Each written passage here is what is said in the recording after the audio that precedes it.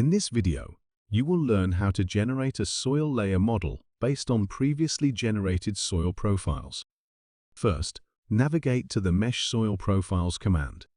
This will load the data from all active soil profiles and display them in the input palette. The currently selected profile is also highlighted. Now, for each soil profile, you can choose the layers that should be considered in the generated soil layer. Once at least 3 layers have been selected, a preview of the soil layer appears.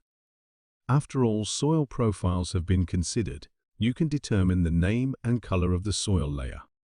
Additional geological parameters can be specified, although we won't delve into them in this video.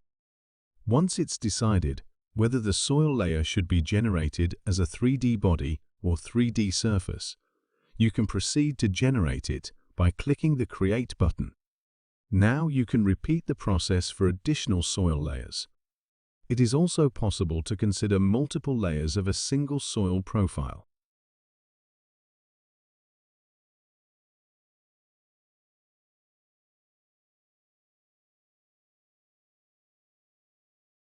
After confirming all inputs and generating the soil layer again, you can proceed to generate the third and final soil layer.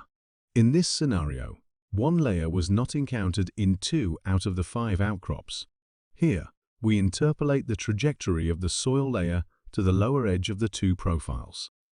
Therefore, for the affected profiles, we specify that the soil layer should only access the lower edge of the last layer.